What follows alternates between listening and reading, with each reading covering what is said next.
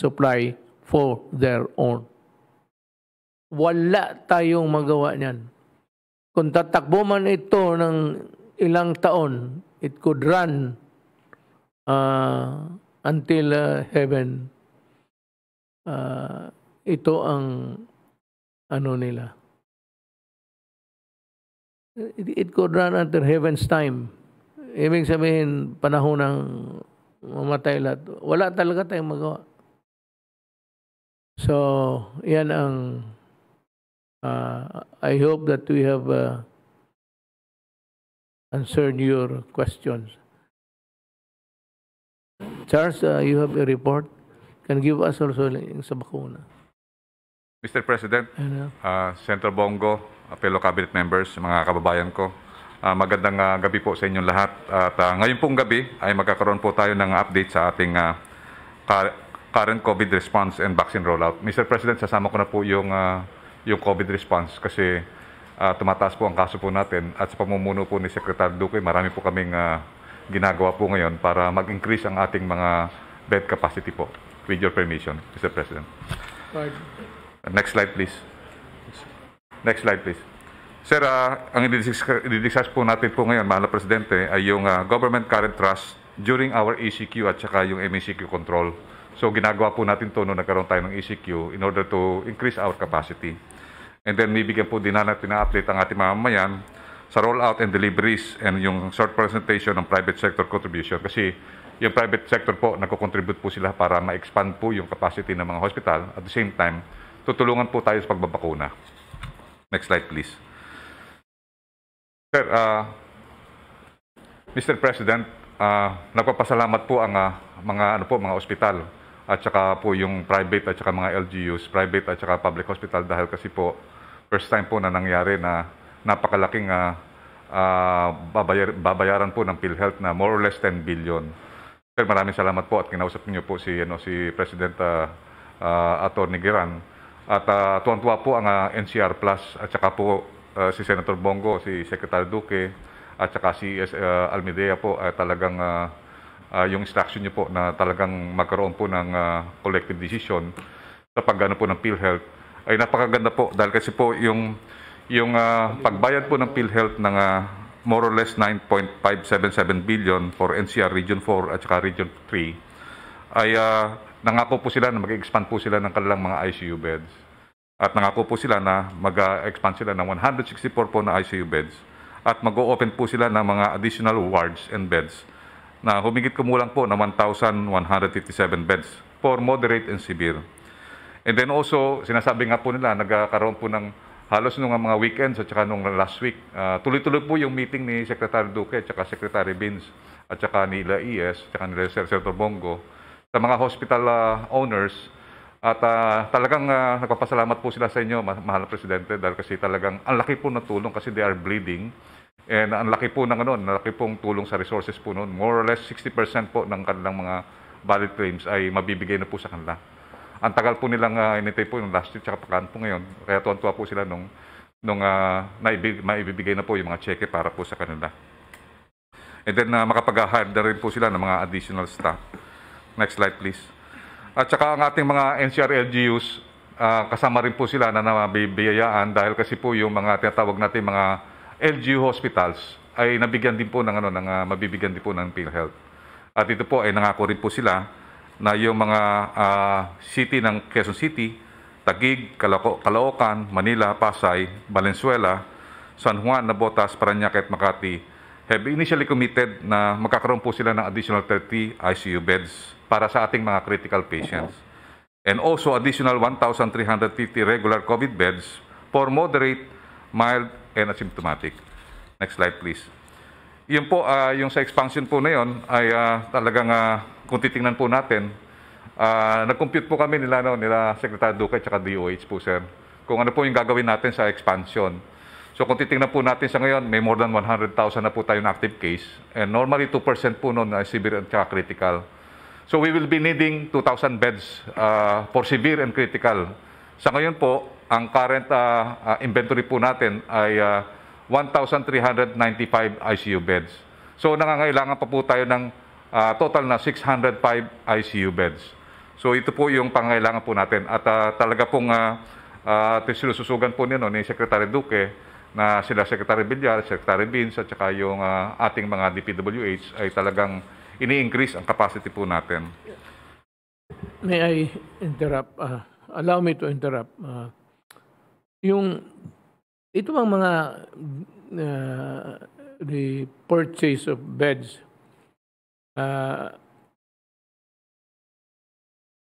gawa ito ng ano? Is this the one that is the money being used is sa PhilHealth? For government beds po, meron po silang budget para po sa mga kama. Ito naman pong bayad ng PhilHealth nakakatulong to augment kung may mga kailangan lang pong mga expansion plan at halimbawa ito pong pagdagdag ng mga ICU beds ng mga private hospitals and the LGU hospitals ay pwede naman po nilang gamitin yung reimbursements from PhilHealth. Kaya malaking pong tulong ang inyo pong naging desisyon na magbayad po kaagad ang PhilHealth. Initially 60% ng kanilang outstanding claims starting March 2020 to April 2021. Yung po mga government hospitals, Mr. President, meron naman po sila mga nakalaan na budget for procurement of iba capital outlay. So ito po ang isa sa mga pinagbabudgetan po ng ating gobyerno para po sa kanilang mga kama. Pero kung halimbawa nagkaroon nga ng ganitong state of public health emergency na kinakailangan palawigin ang capacity, ay pwede naman po nilang magamit yung PhilHealth reimbursements. Salamat po, Mr. President. Let me dwell on something that's always bugging government officials. Kayong secretary. You know, sabi ko, ito dito sa PhilHealth kasi because I could sense the hesitancy si maggastos. At tinatanong ko lang kung bakit kasi he's just being too careful and maybe prudent. Sabi ko, look, if that is what your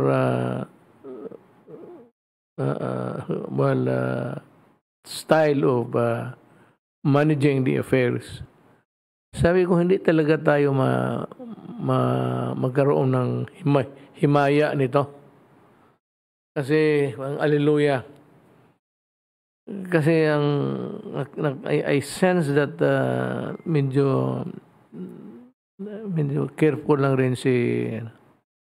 Now, I am addressing my problem, my advice to all of you. Basta ginagawa lang ninyo para sa bayan at maglagay kayo ng demarcation line doon sa panahon kayo ang manutok over. Tapos magsabi kayo, sige ha, dito ako mag-umpisa. Tapos gawain mo trabaho mo. Do not be afraid to spend money because that is really it's intended to be spent. Yan ang gastos niyan. Kaya nilalagay natin yan sa budget tapos para gastusin. Huwag kayong matakot maggastos. Just follow rules. Madali lang man talaga yan. Just, alam mo, pag unless it is one of those exempted from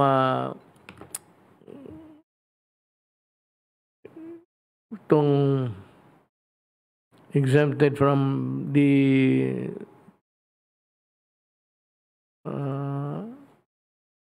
nakalimutan ko na tuloy itong you buy without bidding. Is there a word for it again? Negotiated procurement po, Mr. President. Negotiated Procurement. Well, if that is needed, actually, negotiate is the word. Negotiated sale, and if it is really good, masabi ninyo, you justify it the moment sa pagbili ninyo.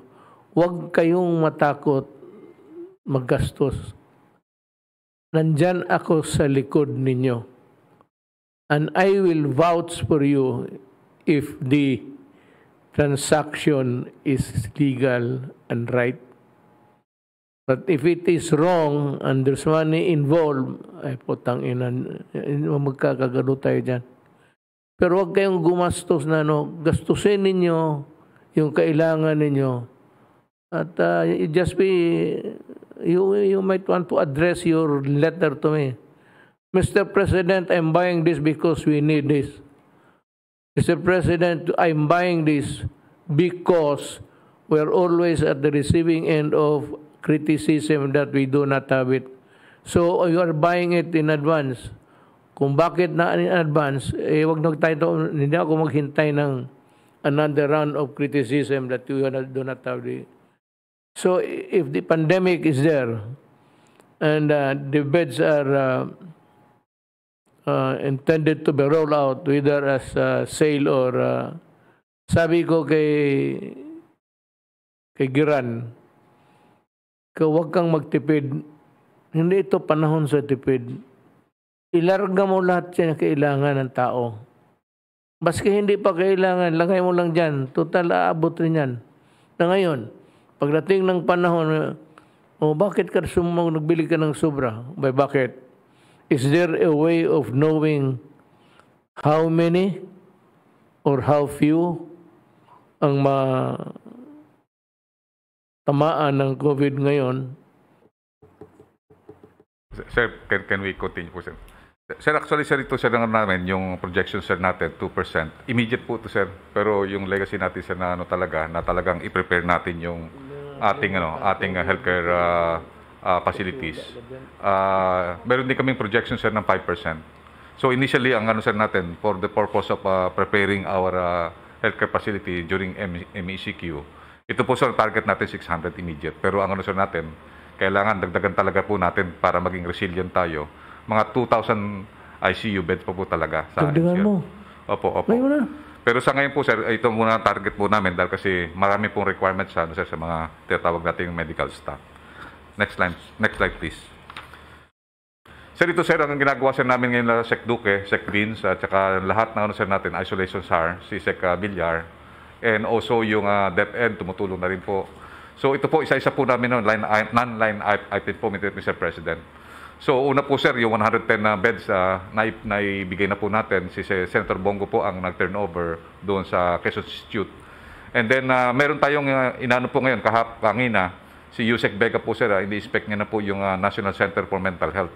Meron po tayong available na 960 beds na pwede pong gamitin for COVID. So, available na po yun.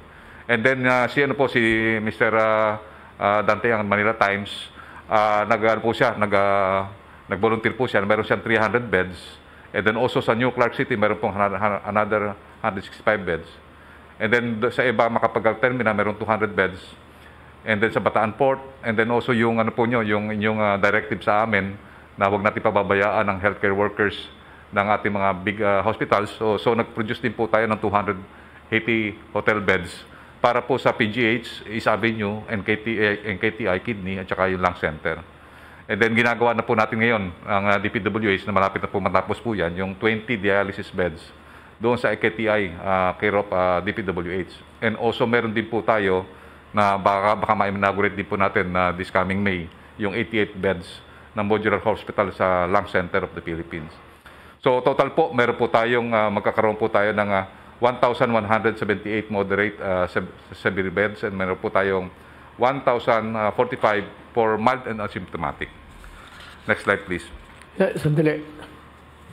Sa karami na ngayon, sa karaming kama na naibili mo, magkasya yan sa ospital? Sir, actually, sir, yung mga, ano, sir, yung mga, ito yung tinatawag nating mga allocation na beds. Meaning, kasama po ang room, kasama po yung tinatawag na mga facility. Ano na yun? Opo, pagka po sinabing bed, kasama po yung ano, may mga monitors, lahat po yun, sir, tsaka mga staff. Taken into account. Yes, sir. Kung magkasano, sistema na po yun. Pagka beds, may kasama po na mga system po yun, wards. Isang tanong ko po, yung modular, for a certain hospital, in Quezon City or labor hospital or something, if they run out of space in the hospital, you can go to modular. Sir, actually, sir, yung tinignan po namin ni Senator Bongo at saka ni Secretary Duque po, sir, ang ganda po, sir, ng ginawa ng DPWH. May sarili siyang piping at tubings na po ng mga oxygen. At saka maganda po yun, parang 5 building. Iba-ibang klase, meron pang severe, may moderate, at saka pang bed down. So that it goes without saying that the thing that the modular thing being made by DPWH is quite good. Why don't you make it a standard for all? Sir, actually po, sir, yun ang ginagawa po, sir, ngayon ng ano, sir. 45 days lang po yun, sir. Actually, kayang-kaya po nila. Kaya yung, sabi nga po ng DPWH Secretary Villar, yung lahat ng ospital na mayroong space, we can make 88 beds to 110 beds. So, yun po ang ginagawa po natin ngayon. Sa lung center po, ginagawa po natin. And then, kasama po rin po, Mr. President, may kasamang dormitory rin po yun ng mga nurses. Naka-incorporate na po yun, Mr. President. So maganda po yung yung project po ng DOH at saka yung ating DPWH na talagang pinakombine po natin. Ang ganda, sir, ng nakita po namin talaga may isang CR sa isang room. At saka meron pong mga tubings na po na talagang may pang-oxygen at saka mga critical. Nandun rin po yung high flow nasal cannula at saka meron tayong mga ventilators po na pwede po doon. Magaling po si Yusek Vega kasi alam natin na siya yung parang nagano po ng SPMC. Sila po ang mga gumawa ng design at saka kasama po ang DPWH. So parang sa hospital administration, alam na po yung mga kailangan at saka yung modules at saka parang napakaganda po at saka mabilis ang paggawa po ng mga modular na po. Kaya po iyan po natin to, magiging model na po ito sa mga lahat ng hospital po natin nationwide. And even tumawag rin po ang St. Luke's, gusto na rin po nilang paggawa ng modular kasi nauubusan na po sila ng mga beds. Yun po ang gagawin po namin na Mr. President, with the direction of Senator Bongo as our... How many modular beds have you produced at this time? Sa ngayon po, sir, ang mga modular beds natin na produce yung doon sa QI Institute 110, and then meron din po tayo mga modular bed na ginawa po sa ano po, sir, yung ginawa po sa Quezon City Circle. And then may mga dormitories po tayo yung ginawa na napakaganda po, sir, ng mga pictures po na nandito po. At saka nakikita po natin talaga na ito po napaka-comfortable po ang mga pasyente po dito. Nakita po talaga namin ni Secretary Duque na ito po talaga parang state of the art na napakabilis gawin. Parang kung sabihin po natin na hindi na po uso yung tent. Ito na po yung kasi yung tent. Konting hangin lang po at saka inuulan po. Ito po, maganda po ito. Maganda po ito po, sir. Pero tuwa po kami kay Secretary Villar dahil kasi nakagawa sila ng model na napakaganda po. I think one of the few countries that have thought of that actually. The use of containers have been there. Yes, sir. For an office, an extension office far from the construction site. Yung mga ganon. But to construct the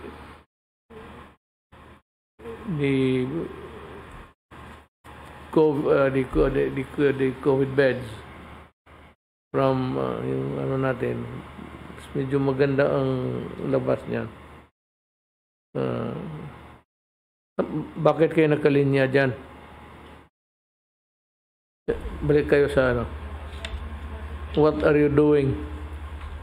Sir, yung programa, sir, nung binuksan natin yung mga modular hospital sa Quezon Institute, Mr. President. So, yun lang po. I was interested yung nakalinya kayo. Opo, sir. Pakita mo nga. Pakita yung picture. Sir, actually, sir, ginagamit na po ngayon, tumawag po yung lock center. Tinatransfer na po sila ng mga patient po doon. Kasi pwede pong i-transfer yung sa kidney, pwede pong sa ibang mga hospital malalapit po sa Isa Avenue. So, pwede pong gamitin po yun.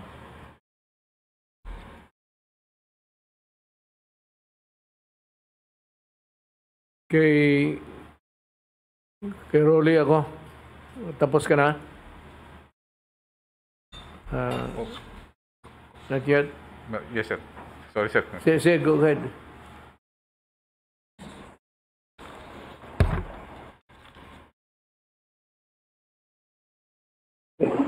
Mr. President?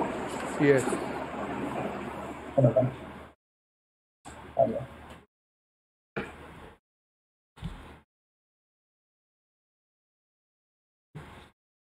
Mr. President, Senator Bongo, and other members of the Cabinet, magandang gabi po. With your permission, pwede pong ilabas po yung slide presentation ko. Go ahead.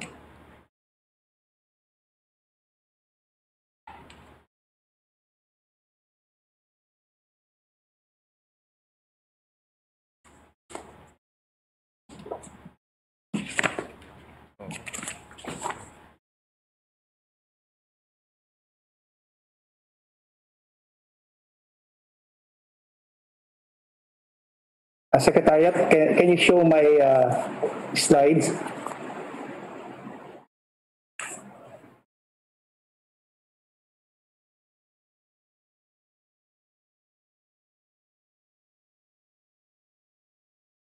Well, if your talk does not need a graphic, you just Yeah, Mr. President. go ahead and Very short lang po itong briefing ko, Mr. President. Before I proceed, nung mag-start po, before po mag-roll out ang special assistance payout, naggawa po tayo ng joint memorandum circular that stipulates the responsibilities, accountabilities ng ating pong mga LGU, at the same time, yung duties po ng mga other agencies. And this was signed by the Secretary of National Defense, the officer in charge of the Department of Interior and Local Governments, and yours truly. So ito po ang guidelines na to. It shows the implementation. At the same time, the check and balance for the local government units during the implementation. Next slide, please. Ito po, Mr. President, ito po yung target individuals based on NEDA projection, which is 22.9 million. And the DBM allocated 22.9 billion for the targeted individuals. Next slide, please. Ang start po ng rollout is on April 6. Ibig sabihin po nito, lahat po ng mga LGUs under the NCR Plus areas ay simultaneously conducted the rollout at as of April 11, based na rin po ito sa data ng ating DILG, ang actual beneficiaries paid is 1,757,281. Amount disbursed is 1,757,281,000. So 8%, Mr. President po, ang amount disbursed. Makikita po natin dito, talagang meron pong slow start ng rollout, pero as experience last year na talagang start po talaga mabagal, pero after 4 to 5 days doon na po nag-start yung mabilisang pag-distribute ng special assistance. Next slide. So other than the special assistance, ito naman po yung mga status of the DSWD regular programs. Next slide. So meron po tayo yung assistance to individuals in crisis situation. Tuloy-tuloy po ito. Not only in the NCR Plus, but nationwide, ito yung mga victims also ng mga sunog, other calamities. Ang number of clients po na serbisyuhan sa NCR Plus is 7,351 with amount disbursed of 47.2 million pesos, Mr. President. Next slide. Sa family food packs naman po, ang ginagawa po natin dito ay we provide augmentation sa ating mga local government units requesting for additional family food packs. Sa NCR Plus, 26,363 family food packs that were already augmented and given to the local government units for their constituents in the amount of 14.4 million pesos. Next slide, please.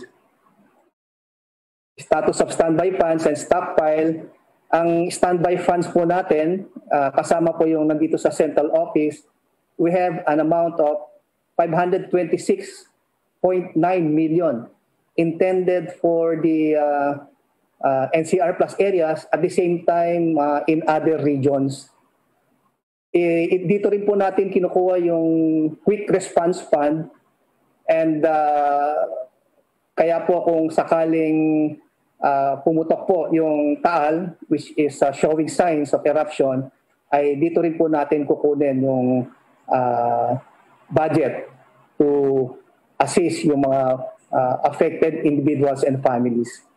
With regard to the family food packs, in the NCR Plus area, we have stockpiles of 99,317 and the amount of 54.4 million.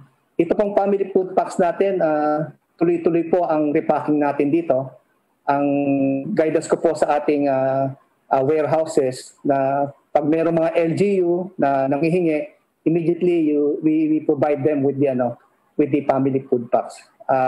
Ngayon lang po nagkaroon lang limitation sa repacking kasi po in-observe din po yung health protocols.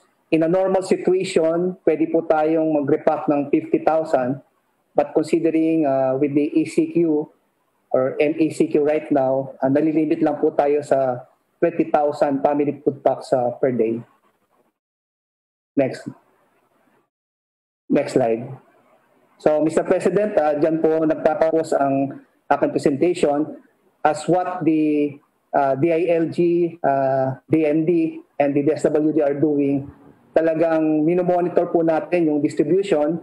In fact, daily, nagbibigay po ng schedule ang ating mga LGU at meron po tayong mga representative coming from the DILG, PNP, AFP, DSWD, just to ensure, Mr. President, na talagang walang makitang irregularities or anomalies sa distribution ng special assistant, Mr. President.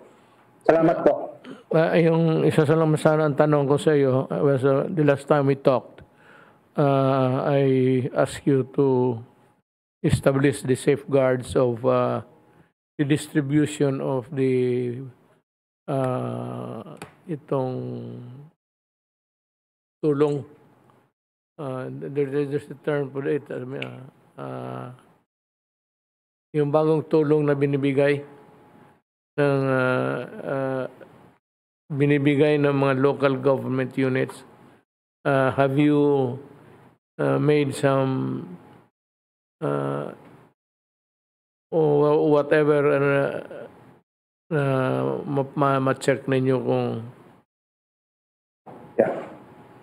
Yes, Mr. President. Actually, meron pong ni-require ang ating DILG to set up the Joint Monitoring and Inspection Committee for every LGU. Composed po ito ng DILG, meron din pong PNP, DSWD, and even mga prosecutor. No?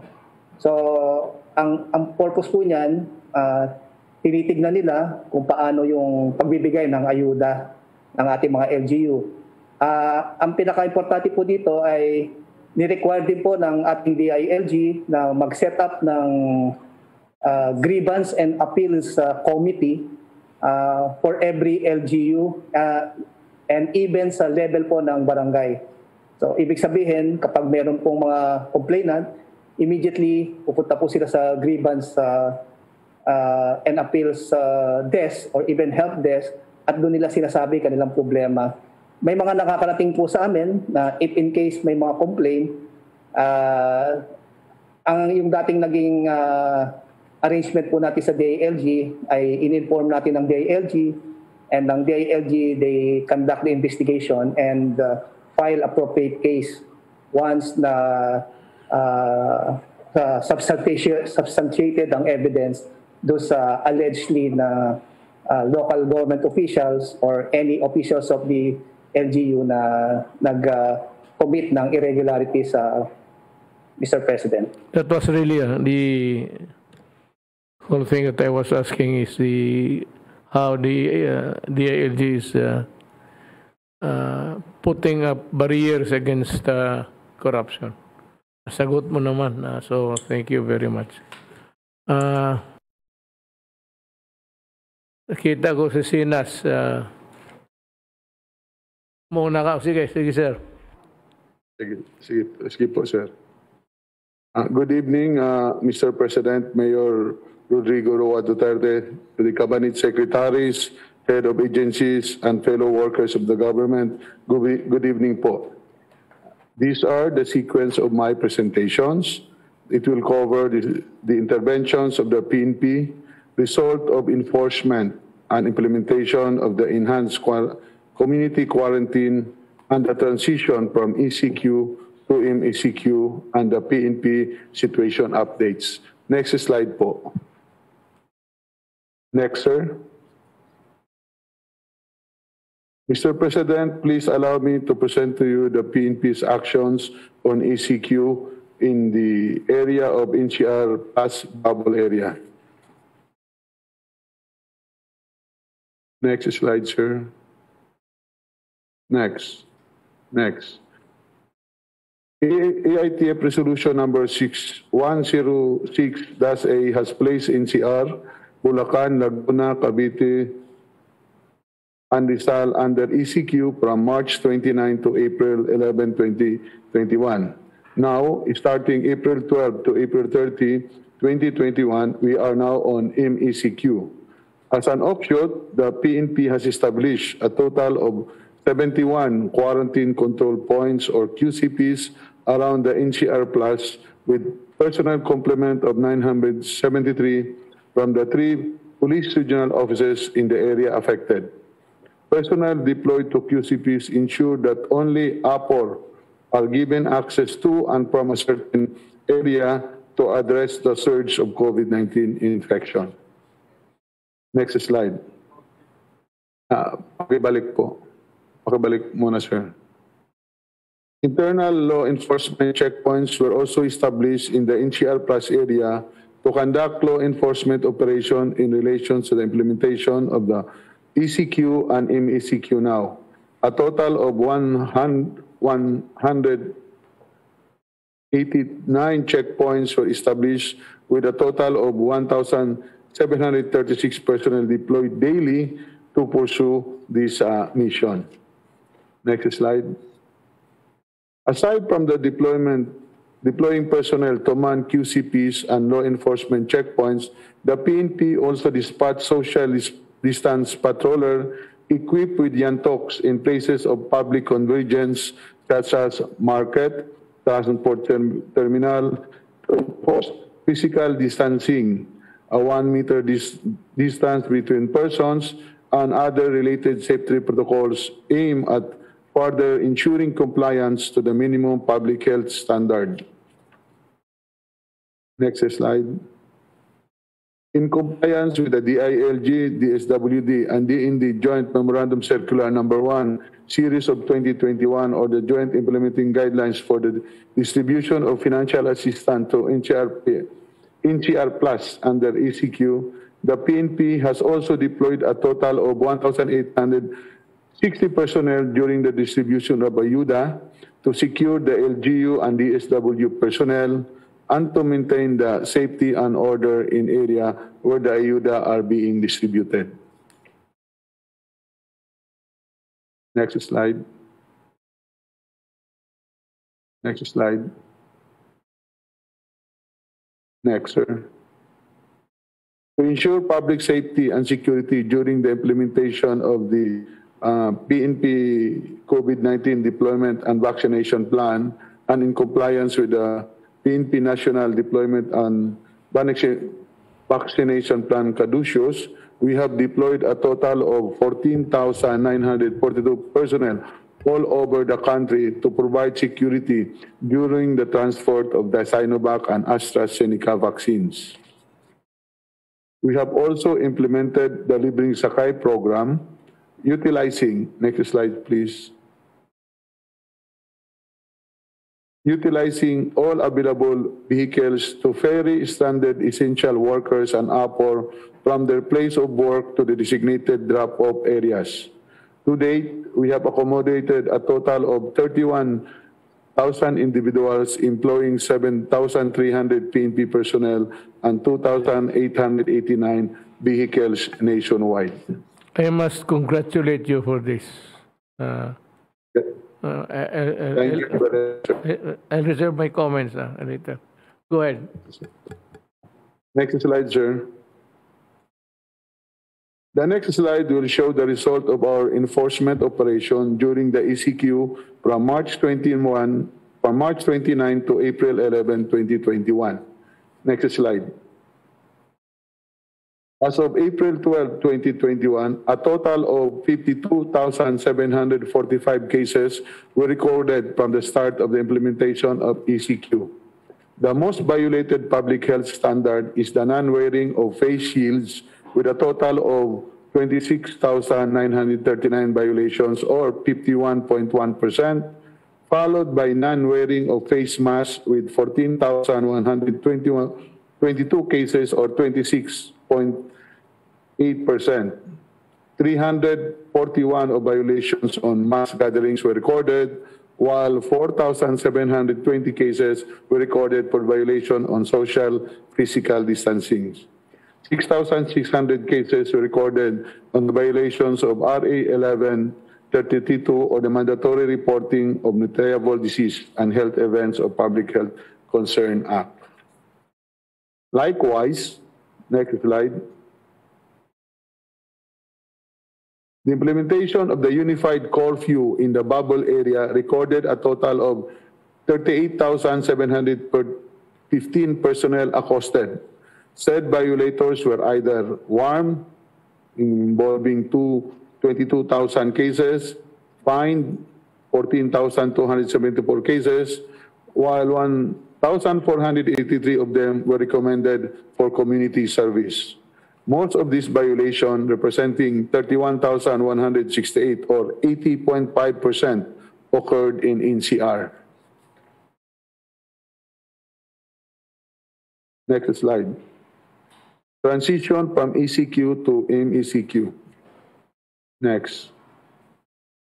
In view of the MECQ classification of NCR bubble for the next 2 weeks starting today, herewith are the adjustments to be made by PNP, particularly NCRPO, Pro 4A and Pro 3, supported by Highway Patrol Group, Maritime and ABSI Group, and augmentation from the AAP, Philippine Coast Guard, and BAP. First, we will maintain the present QCP and law enforcement checkpoints with an instruction to be flexible but firm when the need arises. We will expand the travel window time to 3 hours at QCP along economic highways to allow essential workers and permit employees to pass through QCPs without the need for vehicle inspection. conduct of the regular risk assessment and hotspotting. Commanders or police station down to the municipalities in the bubble area are tasked to determine high-risk socio-economic activities to the barangay levels to determine the possible lockdown and to focus deployment of personnel in areas in coordination with LGUs and other concerned government agencies. 4. Sustain the conduct of pre-deployment briefing to all personnel prior to the deployment to the QCP for their situational awareness and updates on MECQ guidelines. Personnel who are deployed during the ECQ period will undergo RT-PCR tests in coordination with the PNP Health Service. And lastly, maximize the use of strategic communication on pertinent issues. Yes, sir. Salamat. Can I... Yes, sir. Sino po bang wala? You have something to report. The ALG. Thank you very much, Mr. President, and good evening to everyone. I will be giving updates on COVID-19 as far as the DILG tribe bureaus are concerned, plus the updates on local chief executives, as well as on contact tracing. I will be skipping the fourth one, which was reported already by Secretary Rolly Bautista, except that to add that we left it to the discretion of the mayors if they are going to give the ayuda in kind or in cash. But so far, per our monitoring, there is only one who opted to give it in kind, and that is in Calauan, Laguna, Mr. President.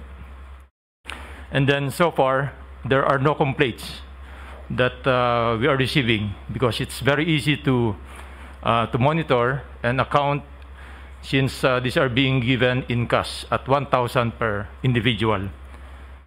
Alam mo kasi yung I also rely on the news as reported by the TV. Itong sa Double B, maraming nagreklamo na so ask your field officers to try to make the rounds and investigate if these allegations are true.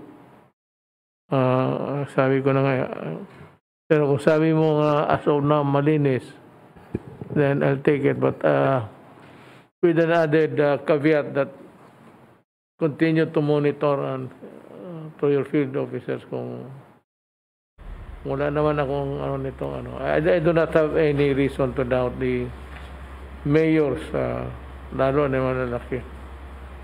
Just the same, para hindi tayo mapasama dito sa television. Sige, may hindi sila binigyan, piso lang. Kung piso lang, grabe na yan. Yes, Mr. President. Standby lang siguro yun, pang tari-tari. All our other secretaries and assistant secretaries, as well as our directors, ay sila po sir ang nag-monitor sa lahat ng LGUs. Umiikot po sila sir araw-araw. And so far wala kami sir natanggap na complaints. Yes sir. May isa pa pala dito, and the most important actually is si Attorney Domingo Paniero. Doktor, napalagi ako magkamali, sabi ko Paniero, doktor pala. Yes, sir. Alam mo, may gusto ko sana mag-usap natin, dalawa lang. Pero okay na nga kung nandito na sa report mo. You can go ahead and do this. Yes, sir. Opo, maiksi lang naman po on the status of mga vaccines at saka gamot. Meron po tayong konting presentation. Yan. Next slide, please. Yun pong mga bakuna po natin sa ngayon. Meron po tayong, yung next slide po. So ito po yung status po ng mga nag-apply po sa atin tsaka mga inaasahan po nating mag-apply. ng mga vaccines for emergency use authorization. Ang nag-grant na po natin yung unang nag-apply sa atin na 4. Ito po yung Pfizer, yung AstraZeneca, yung pong Sinovac at yung pinakahuli po yung Sputnik, yung Gamaleya. Meron pa 5 po tayo na application from India, yung Bharat Biotech. Meron pa po silang kulang sa atin na kailangan i-submit na proof of good manufacturing practice. Pero malapit na rin pong matapos yun basta makumpleto lang po nila yung kanilang mga requirement. Noong pong March 31, right before Holy Week, sir, nag-apply na rin po yung Janssen, yung Johnson & Johnson. Ito po ay isang one dose lang po binibigay. Meron na po itong EUA sa US, sa Europe, sa Canada, Switzerland, at saka sa WHO po na emergency use listing. So ito po ang ongoing evaluation natin and we hope to finish all of this po within the week. Pagkatapos po, ang hindi pa tayo po malinaw, yung Sinopharm, meron pong sumulat sa amin na gusto mag-apply pero nung hiningan po namin ng requirements, hindi pa po nila binibigay and we're still waiting for that. Yun naman pong Moderna, tinatanong po namin, fina-follow up po namin yung application nila. Ang sabi po, kino-complete pa nila yung kanila pong documents and that the local partner will submit hopefully po this week. Yung Moderna, meron na rin po yung EUA sa US tsaka sa European Union. So hindi naman po tayo matatagalan sa pag-evaluate po niyan. Medyo nagbabasa-basa na nga po tayo yung ating mga evaluators kahit wala pa pong submission. And then yung last po na in-expect natin, probably po ito baka after the second quarter pa mag-a-apply yung pong Novavax. Ito po ay wala pang EUA kahit sa ibang bansa at mukhang mga June pa po yata, May or June pa sila mag-a-apply. So possible po sa atin towards the later part of the year pa. So ang hinihintay po talaga natin na mag-apply ay yung Moderna. Next slide please. Sa mga gamot naman po, ang mga gamot na ginagamit ng ating mga espesyalista kontra po sa COVID-19, number 1 nga po yung Remdesivir. Tinanong po natin sa mga importer natin yung availability of stocks dahil last week po medyo nung nagka-surge, nagkahirapan po yung distribution sa hospitals and nagkahirapan po ng supplies. Pero nagdatingan na daw po yung kanilang mga supplies and they assure us that there's availability of stocks now for at least 1 month. Pero tuloy-tuloy naman po ang import nila. At ang mga ospital kumukuha po ng compassionate special permit niyan galing po sa FDA para magamit sa mga pasyente nila. Palawa po yung Favipiravir or yung Avigan. Meron pong stock sa mga hospitals natin yan. Usually given po ito to mild to moderate na COVID. And meron din pong compassionate special permit. Kasi po itong mga gamot na ito, hindi pa po sila completely fully registered dito sa Pilipinas. So they get a compassionate permit from the FDA para po ma-import nila. Yung pong tocilizumab, ito isa rin po ito. Ito po ang talagang nagkaroon ng shortage, including up to this week. Because there's only one manufacturer and supplier for this drug. It's a patented drug. At although ang magandang balita naman po, kanina nag-email na yung supplier nito at may padating na po daw sila na 5,000 doses sa Pilipinas this week. So this will be distributed to the hospitals. This is a registered drug. So wala pong problema ito, meron po itong CPR. Ngayon po yung pinapareport din po nyo yung ivermectin. Yung ivermectin po sa ngayon, hindi pa po siya included sa treatment protocol po na sinusunod ng Department of Health at saka ng ating mga infectious disease specialist. Pero yun nga po, may mga nag-a-advocate nito. Kaya so far, nakatanggap na po kami ng last time, nireport ko po sa inyo, ang mga registered lang nito kasi ay mga gamot na yung ivermectin po na panghayop, walang pang tao. So ngayon naman po, as of last week, meron na pong 3 na kumpanya na nag-signify ng intention nila to register yung kanila pong produkto na ivermectin na pang tao at binigyan na po namin sila ng listahan ng requirements. At basta naman po sila mag-submit i-evaluate naman po agad ito ng FDA. And then, meron na rin pong isang nag-apply ng hospital ng compassionate special permit para magamit po nila sa mga pasyente nilang naka-admit following clinical trial protocols po, that are ongoing overseas. So ito po ay na-approve na po natin at pinayagan na po natin. Next slide please. Ayun po, currently ang registered po na ivermectin sa Pilipinas ay para pinapahid po sa balat ng tao at saka meron din pong for animal use, for veterinarians. Pero meron pong mga pharmacy sa Pilipinas na licensed pharmacy na meron po silang permit to do what we call compounding. Yung tinitimpla po nila yung gamot at ginagawan lang capsule pag may prescription ang isang pasyente. So meron po mga pasyente na may prescription ng ivermectin, pwede po silang pumunta sa compounding pharmacy and the compounding pharmacy can make the medicine for them. But this is of course per prescription. Kailangan po may reseta yung pasyente at saka individually po piniprepare ito. Hindi po ito pwedeng for mass distribution kasi kung ganun po commercial, kailangan po i-register na Certificate of Product Registration. Next slide please. Matanong mo na kita. Ito po discuss. Yes sir. May nalaman ka ba na may sakit na COVID na gumaling sa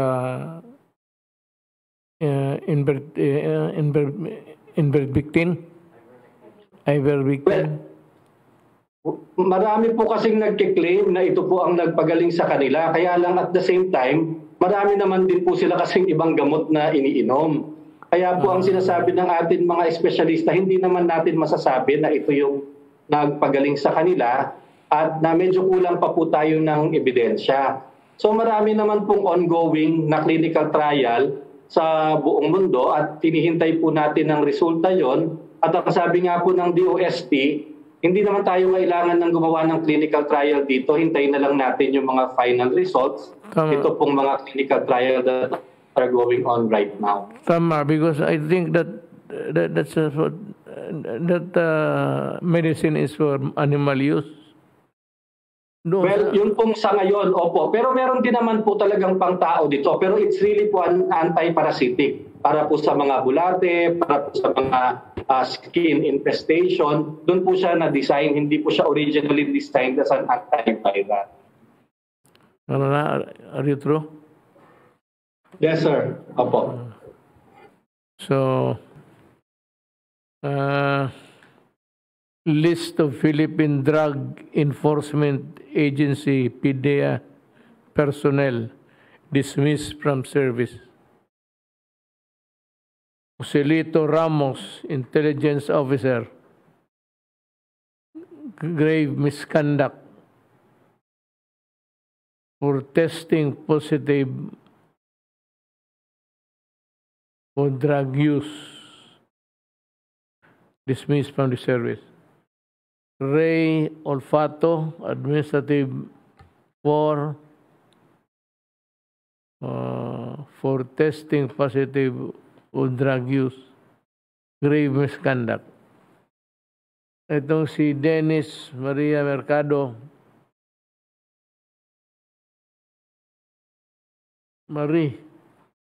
Dennis Marie Mercado, administrative aid 3.